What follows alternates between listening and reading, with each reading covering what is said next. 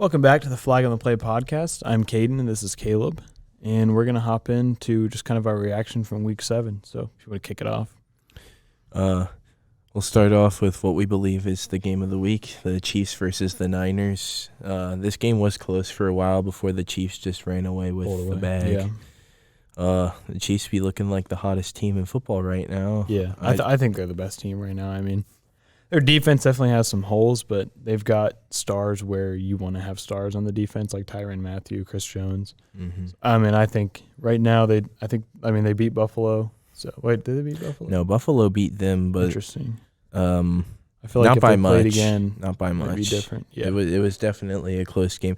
Yeah, I mean, I think the Chiefs fixed a lot of their defensive issues from last year. Yeah. They're not, letting up 30 points a game. Right. They don't have a bottom three defense anymore, and their offense. I think Mahomes has settled just fine without Tyreek Hill. He looks more comfortable out there. I didn't know if he would be, but he looks like he's happy just spreading the ball around. And yeah, he isn't always chucking it deep anymore, and he's making a lot smarter decisions. And I think that alone just shows that there shouldn't be any doubt that when his career ends, he will be one of the best. Yep, definitely. I mean, I think Travis Kelce is such a huge part of their offense. I mean, he's big, he's fast, he gets open, and then he can also just catch it right on top of you. So he's incredible. And the way they just made the 49ers defense look so Right. small. That's a good -4 unit. points in fantasy. I had to learn that That's the hard way. Yeah.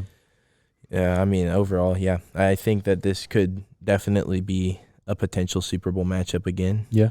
But, don't The be... NFC, I don't know who's coming out. I mean, Philly looks like the best team, but we don't really know. I mean, I'd like to see Philly get a real test. Mm-hmm. I feel like Jacksonville is probably the best team they played by far, or the Giants, but I don't know. I'd like to see Philly get a real test before we decide that they're the best NFC contender. Or even the best team in football. Right, for sure. Mm-hmm. What's next? So the Bengals, it's my job to hate the Bengals as a Browns fan, but I don't think they're hungover Right. anymore. This is one of the first teams in recent memory that I don't see a Super Bowl hangover. I mean, they started slow, lost to the Cowboys, had a bad loss to, I want to say, who did they lose to like early in the year? Was it the Commanders maybe? It was the Cowboys and the Steelers. Steelers, that's what it was, yeah. So I think they started 0-2, but then they're right on track. I mean, their offense is firing on all cylinders. Joe Mixon looks a lot better than he did in the early part of the season. And like we talk about it every week on this show, their defense is very underrated. Defense has always been underrated. Mm-hmm. And, I mean, their O-line gave up, I believe, 13 sacks in 3 games. And I don't think their O-line has given up that many sacks over the next 4 or 5 games. Yeah. And it's crazy to think about. I mean, their investments have paid off over the past few years, and they look even better than they did last year. I mean, they've got Boyd in the equation more now. He's actually getting 100-yard games again, and that's not even forgetting Higgins and Chase. I feel like they have the best receiving group in the league. I don't even think it's close. Yeah. I don't think it's... I mean, Tyler Boyd's a great 2 on most rosters, I feel like. So, yeah. Yeah. He's a 1 on the Packers, unfortunately. So, I don't want to talk about that too much this week, but he would be a 1 on the Packers. He's really good. I don't think you want to talk about that any week anymore. But yeah, I'm done. I'm going to focus on the different. Buckeyes here for a little bit and focus on this show and just try to forget about Green Bay. That's a struggle. It's a Yeah. struggle. What we got next? Well, as a Browns fan, it's just pain after pain after pain. What's their record now?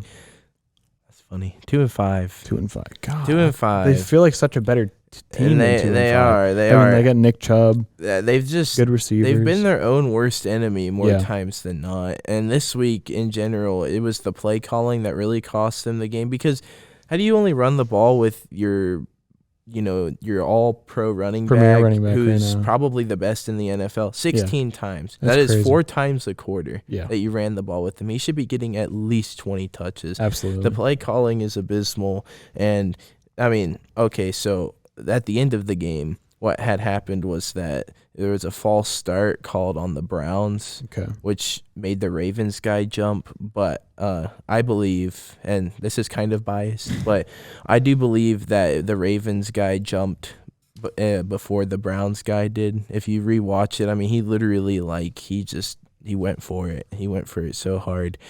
But instead, that it should have been a 51-yard field goal. But instead, because of the call going to the Ravens, it became a 61-yard field goal. And then something the Ravens have been good at all year is tipping field goal kicks. And interesting. It got tipped. It got blocked. It wasn't even close. And that would have made the game go to overtime. But instead, the Browns lost 23-20. And, yeah, people can blame that as to why we lost the game. But I think there's a lot of other issues. Mm-hmm. It's the same thing every week, though. I'm not going to waste my breath talking about that. Stefanski, he's the one calling the plays, correct? He is. He lets his ego get in his own way. Yeah, I mean, there's no sense in chucking the ball as much as they do with Brissett. Like, Brissett's a good game manager. He's not meant to make plays. I feel like Deshaun, you can get away with that a little bit more because if he ever plays, Deshaun is really electric as an athlete, but Jacoby Brissett's not him in that capacity. He's not him, yeah. He's just not him. Yeah. But when your two backs are as good as they are, they've got to get the ball more, like you said earlier. Mm-hmm. So, yeah. It's just a tragedy in the making. Vicious but I guess that's every year with this team. It's commonplace. Bailey Zappi, 362 touchdowns in his final year at college.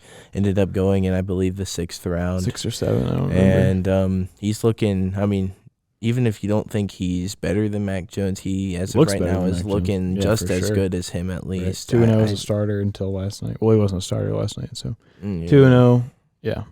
And I know Mac Jones is going through the injuries and all of that, and I mean, I don't know why people are necessarily thinking that he's out just yet. I mean, you don't spend a first-round pick on a quarterback just to throw him away unless you're the Cardinals with Josh Rosen. To be honest, I didn't think Mac Jones was ever a first-round pick worth. I think the Patriots kind of reached on him. I feel like he was only good in college because Devontae Smith was so good and because Jalen Waddle was so good, and it wasn't Najee Harris that he was handing it off to was so incredible. He's just surrounded by talent. Right, and that's why a lot of the Bama quarterbacks don't work out. A lot of the Ohio State there's not a single good Ohio State quarterback that's really worked out. Mm-hmm. Like when you have that much talent at the skill position, it's hard to evaluate the quarterback talent because they're just hitting wide open guys. Like that's why Justin Fields isn't really panning out because Chris Olave and Garrett Wilson were wide open all the time. Especially when you make yourself look so good that then you get drafted high overall to a really crappy team. Yeah, it's just a vicious cycle for these like top school quarterbacks.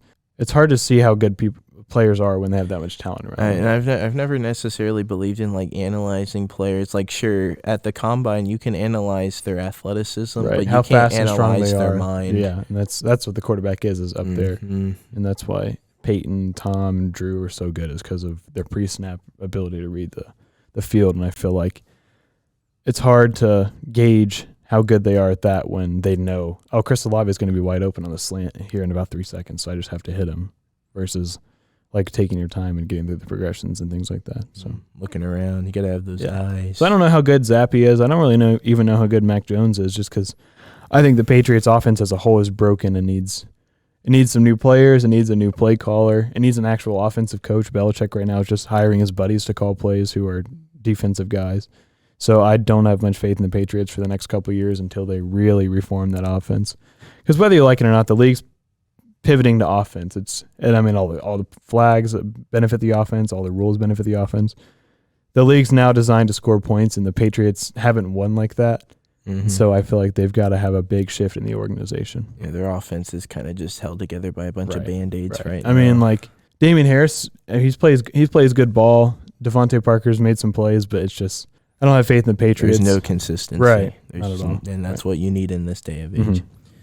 Mm-hmm. Final thing we'll talk about, are the primetime games actually improving? Yeah, good week for primetime. We started off hot with Arizona and the Saints going 42-34. I mean, anytime you've got scores in the 40s and 30s all across the board, it's a good game in my opinion.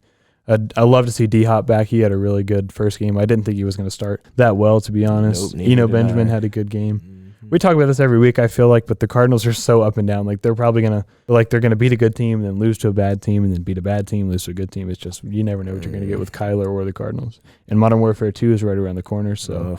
I'm not picking the Cardinals for quite a while after this week. So. No, I think that we got a mix of everything. We got a really all offense, and then we got all defense with the Steelers and Dolphins, and then last night, Monday night was actually pretty good. Yeah. Justin Fields, we got time to talk about it, so will go ahead and start, but I don't think Justin Fields is going to pan out for the Bears.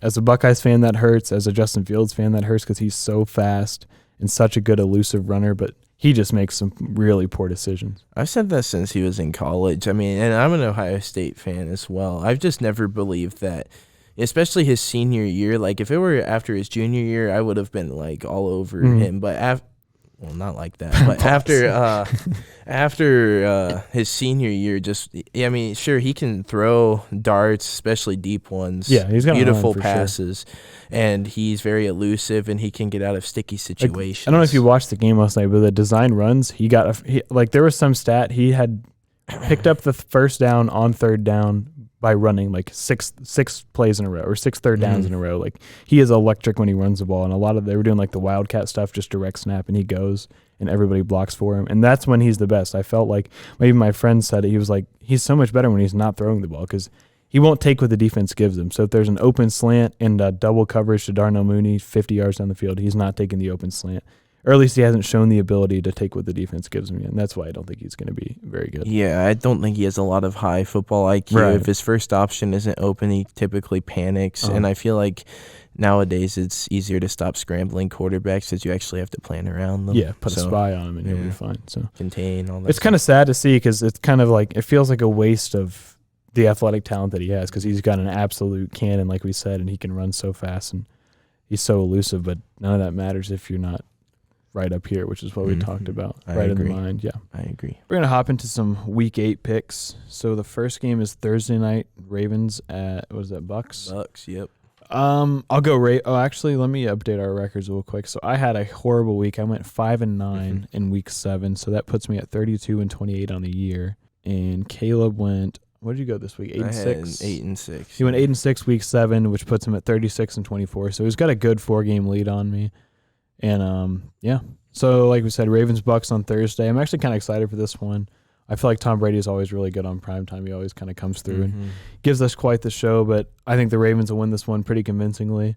I think the Tampa offense has some real issues. I mean, their defense always is going to have players who make plays, but the Tampa offense looks like it has some real issues. So, especially the Ravens D-line really showed up last week, right, which in my opinion was the first time all year they had really done that. Definitely the weakest link of their defense. They have a lot of really like super old veteran guys. I mean, who used to be like all pros, so like Calais Campbell, but they really showed up last week. They definitely made it a lot harder to run on them. Yeah.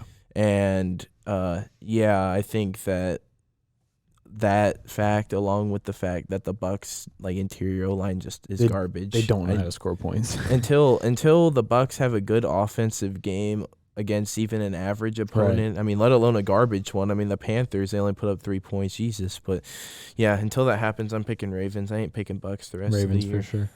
Packers and Bills.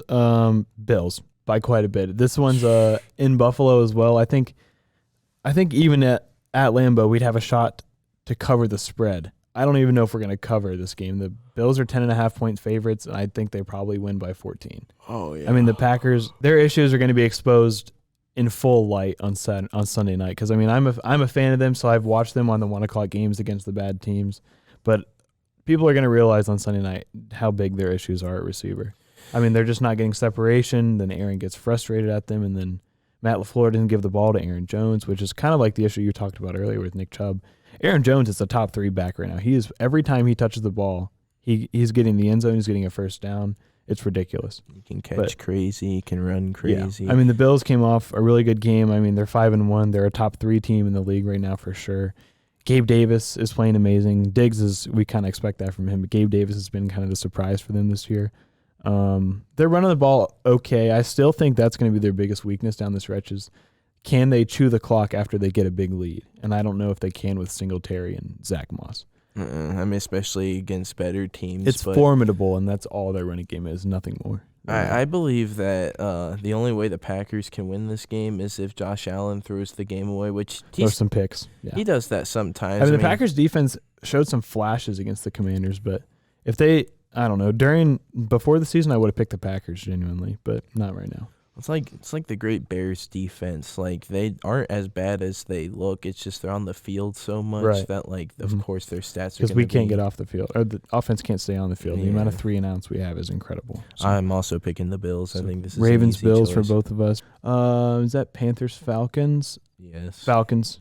I think the Falcons just have a better offense. I think neither of these defenses are really that good. I mean, Grady Jarrett and AJ Terrell are studs for the Falcons, but they don't really have a good cohesive unit. So I feel like this game is going to be keep away a little bit. I think it's going to be really high scoring. And I think the Falcons just have some better offensive pieces. I forget the names of their 2 backs, but they're running the ball better than anyone. Like, they just march down the field with the running game. So the Falcons, that is, sorry. Yeah, the Panthers got rid of CMC, trying to get rid of DJ Moore now too. I know they won last week against a very, very, very underwhelming Bucs team. However, I feel like they had to have gotten a lot of chances since that offense just can't stay on the field for longer than 3 downs. So, yeah, I'm picking the Falcons. I don't even think this game will be close. I know Mariota has some garbage performances a lot, and they definitely get carried by the run. But, I think that this should be an easy, winnable game for the Falcons, and I think it should push them even more into the playoff hunt. Yeah, which is funny because we thought they were going to be tanking for Bryce Young or CJ, and now they're, like, on the verge of a wild card spot because of how bad their division's been. I didn't think they'd be as good as they were, but I most definitely didn't think they'd be as bad as that either. I always thought that there were teams that were way worse, like at least the Texans and the Bears. Texans for sure. Texans. Bears, Cowboys. Speaking of the Bears, Cowboys by quite a bit here. I mean, I think this win on Monday Night Football for the Bears over the Patriots was kind of a fluke. Justin Fields, like we talked about earlier, has shown some clear signs that he's not QB1 in this league. He throws a lot of picks, and nobody jumps more routes than Trayvon Diggs. So I could see a 3 or 4 interception game for Justin Fields coming up, because you've also got Micah Parsons who can play a lot of positions too. So I think the Cowboys will win this one convincingly. Justin Fields can't play good against a good defense besides the 49ers, but that game was like a monsoon at the beginning of the year. You so I think that one out. Yeah, and I know we keep saying with this team, like, that was a fluke, but I mean, until they can win 2 games in a row and actually, like, prove to me that they're, like, even remotely legitimate, there ain't no way I'm picking them, and especially against a red-hot team like the Cowboys, one of the best teams in the NFC. I think America loses when I say that, but I do have to speak the truth.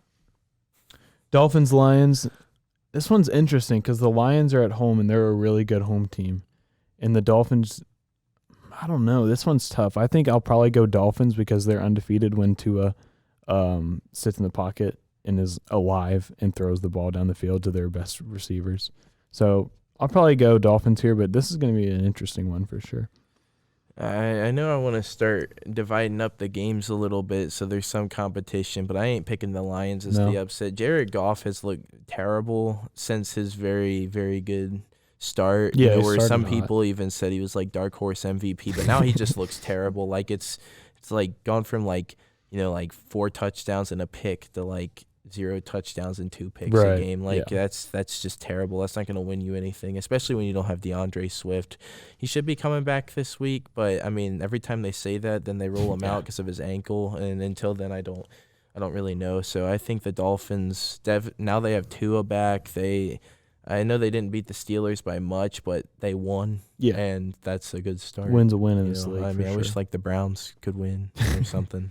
Cardinals, Vikings. I'm gonna go Vikings pretty easily. I think the Vikings are a top 3 or 4 team in the NFC, and I mean they've just got so many playmakers. I was never as hard on Kirk Cousins as a lot of the other people in the media world were. So I feel like Vikings by quite a bit here. I like the Vikings a lot, and that's coming from a Packers fan, so I'm unbiased. I do understand that. The Cardinals did beat the Saints 42-34, but that also was on the back of 2 pick sixes thrown by the Red Rifle in a row. And you gave up, like you said, 34 points without Michael Thomas and Jameis Winston. Like, it's not very good. I mean, the Red Rifle kind of turned the rifle on himself. He got confused as to which way he was supposed to hold it. And, I think that can possibly be revealing in a lot of ways. I think the Vikings, more well-balanced, more consistent. I'm picking the Vikings. Raiders, Saints. I'm going to go Saints in this one just because I think the Saints in New Orleans are a tough team to beat no matter like who's playing or who's the coach, because we know Sean Payton's gone this year. But I don't have too much faith in the Raiders. I mean, they're coming all the way from Vegas to New Orleans, quite the time difference. You never know with what you're going to get with the Raiders. And I think Michael Thomas might be back this week. So, all right. Well, I got to divide it up at some point. I'm picking the Raiders. That's fair. I mean, I'm not going to watch this one. I don't really know who's going to win, to be honest. This has nothing to do with me. I guess I'd want the Saints to win because the Raiders in the AFC. But, yeah, you got Nick Chubb on top, and then – you can argue other running backs, below him. But Josh Jacobs is easily one of those running backs in the conversation. Oh, yeah. I mean, I believe he had 3 touchdowns last week. And sure, it was against the Texans. A lot of touchdowns this season. They weren't like goal line touchdowns. Like, he was just running all over them.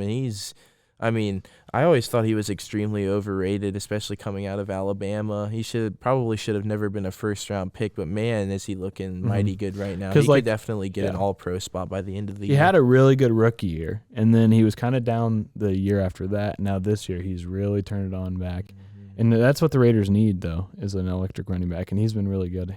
I have him in a deep fantasy league. I think it's a 14 or 16-team league, so I've been happy to see his success for sure. If the Raiders are going to win, it's not going to be because of their defense. It's going to be because of their offense. I definitely think this could be another very high-scoring game. Oh, it's going to be a shootout. I definitely agree. I think in the end, the Raiders with their run game, and if Derek Carr can just get it to Devontae, I think they can win. But either way, I wouldn't be. So we're splitting this one. I got the Saints, and he has the Raiders. Steelers, Eagles, definitely the Eagles here. I think the Eagles will continue their win streak at home as well. Battle of Pennsylvania is kind of interesting, but I just think the Eagles are all around the better team. I mean, George Pickens has been playing really, really well, but outside of George Pickens, nobody else on the Steelers has played particularly well in the last couple of weeks.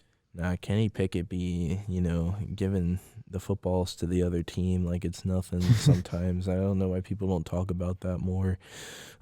Maybe I'm biased. I don't know. I guess I just have eyes. The Eagles, they're coming off a bye week. Sometimes really good teams that come off of bye weeks struggle. That's seen every year. That's just commonplace. However, some teams are momentum-based, if that's what you're... Yeah. However, I do feel like the Eagles are going to come out like nothing, like they just, like they're going to come out like, not like they didn't play last week, if that makes sense. Yeah, That's very hard to say. That's like a double negative in a way. Not like they didn't, yeah. Yeah, I think the Steelers are just getting exposed for not having high-end talent, and yeah, I think it'll show in this game. If the Eagles don't blow them out, then I still think they'll win. Yeah, for sure. I don't know if this would be a blowout just because, like you said, the Eagles could start a little bit sluggish, but I would still say the Eagles. Mm-hmm. Titans, Texans. I want to know who you have because I'm debating if just splitting with you on this because I don't really care about this game. I'm picking – I was probably going to be dumb for this. I'm picking the Texans. I'll go Titans then. I was just going to pick whatever you're not picking just to try and claw back at your lead here. But I could see either team winning, and I think it's going to be kind of an ugly game. Well, I know the Colts didn't win last week, and Matt Ryan's actually on the bench now. Sam Ehlinger is starting for the Colts this week. Interesting. Because he's injured or because he was playing bad? Because Matt Ryan plays like trash. Oh, really? So they just like he was a healthy. Bench? They're just like you're coming in, you're sitting down. But yeah, Matt Ryan single-handedly lost them that game against the Titans. The Titans still don't look good. They just have a cupcake schedule that's carrying them to victories, but their record does not speak as to who they are as a team. Yeah. And I guess the Texans' record does speak to who they are as a team, but I feel like if they can I just think that both of these teams have really good run games, and whichever team's run game does better is the team that will win. Time of possession will probably be a big factor in this game for sure. Definitely. But neither of the defenses are good, so it'll be interesting to see. So you're going Texans, I'm right? going Texans. So I'll go Titans just to split it with you. Mm-hmm. Commanders, Colts. I like the Colts in this one, but I don't love the Colts in this one, if that makes sense. I don't know. I haven't watched too much of Sam Ehlinger, but Pittman's been playing well still. He kind of had a down game without a touchdown, but Pittman's been playing well. Jonathan Taylor's still great, even if he doesn't get the ball as much as he should, which is interesting that they bench Matt Ryan because I feel like the coaching is really what needs to change based on. I think Frank Reich should be fired. I think he should. I don't know have about been fired. I feel like he should just pass the play calling abilities on, or play calling duties on to somebody else. I guess that makes sense. I mean, I don't necessarily know the whole situation with that team and their coaching, but I know I'm friends with the Colts fan, and he wants him gone. So, really? Interesting. Yeah, that's why I say that. I think in this one I'm going to have to pick the Commanders because I'm not going to put my faith into a 6th round guy who actually did play last year and looked like trash. So that's fair. I'm putting my faith in Carson. Oh no, Carson Wentz isn't playing. Taylor Heineke for the he win. had a bad start. I watched the whole Packers game. Obviously, he had a bad start, threw a pick 6, but then the second half he played pretty much lights out. So it's not a bad pick for sure. He's I'll just go capable of Colts being based good. on tradition and the amount of talent on their roster. 49ers Rams. I think I might take. I don't know. This one's tough because the Rams are at home, but it's not a far travel for the Niners. It's just south a little bit. So I'm going to pick the Niners just because I don't have much faith in the Rams. I mean, they're 3-3, just coming off the bye. They don't look like last year's Rams at all. Stafford does not look like last year's Stafford at all. So I'll go Rams here. I think the issues with the Rams are kind of unsolvable until the offseason because it's O-line, and you can't really bring an O-lineman in and get that chemistry right when you need to. So I don't know how I feel about the Rams this year, but I know I feel good about the Niners, especially with the CMC trade. So I'll take the Niners. I'm assuming they're underdogs, so the Niners would upset the Rams in this case. These are two very, very disappointing teams in a lot of ways. I still think both of them are capable of making the Super Bowl just because of how bad the NFC is. But very true. Yeah, both of these teams, I mean, their whole division except for the Seahawks just is down, bad, horrendous right now. And yeah, I think I'm going to have to pick the Niners. I know they're on a 2-game losing streak, but the Rams are coming off of a bye after being on what I believe is like a 1 or 2 game losing streak themselves. Yeah. And the 49ers pass rush is just going to suffocate Stafford. It happened a couple of weeks ago. It's going to happen now. All right. If the O-line can't handle the Niners, and there's no way Stafford's going to be able to do anything. So, yeah, I'm going with the Niners as well on this one. Second to last one here, Giants Seahawks. I'm going to go Seattle in this one. I know you're probably going to pick the Giants because you like the Giants a little more than I do. I think both of these teams have been surprising. Like, I feel like if I looked at this game before the start of the season, I would have rolled my eyes a little bit, not planned on watching it. But now it looks like it'll be a high-scoring, close game. I'm going to go Seattle because I have faith in Geno Smith, which is words I never thought I'd utter. I have faith in Geno Smith, but I just feel like the Giants are bound to fall off at some point, and it might be when they have to take a big, long West Coast trip out to Seattle. So I never thought I'd say this, but I have faith in Daniel Jones. And I never thought I'd say that Saquon's healthy again either. Yeah, Saquon is crazy. Love seeing that. I think the Seahawks, their sneaky drafting has gotten them to where they are again. Like how they drafted Richard Sherman and Cam Chancellor and all those other players, even Russell Wilson all those years ago. Mm-hmm. They've done it again with like Tariq Woolen, who's tied in with the league lead in picks with 4. That's crazy. It is crazy, especially because only 7 games have been played. But yeah, I'm gonna go with the Giants. I just think they look like the better team. I wouldn't be surprised if the Seahawks upset them, but we got to split somewhere, and I feel confident on this one because I feel like when the Giants have had to pull through, they have pulled through every time. Good deal. Last game here, Bengals Browns. This is a road game for the Bengals, but is it really? I feel like Ohio's kind of split on the fan bases, and it's not a far road trip at all. I like the Bengals a lot. We talked about it earlier in the episode. I just feel like the Bengals are really starting to heat up, and I feel like they're going to be one of the best teams in the AFC by the end of the year. With their receiving core, Joe Mixon's actually playing really well. The O-line's blocking. Their defense has been getting the quarterback pretty consistently, and I feel like a Jacoby Brissett under pressure is not someone you want at quarterback, despite how good Amari Cooper is, despite how good Nick Chubb is. I feel like the Bengals will win this one by 6. I think Brissett stands in the pocket way too long, and that's going to cost him a lot in this game because the Browns' O-line isn't as formidable as it has been in years past. I don't know why PFF still has us at the top. I kind of hate PFF, but that's a whole nother story. I think the Bengals are way more red hot, and I think Baker Mayfield owned the Bengals, but I don't think the Browns own the Bengals. That's fair.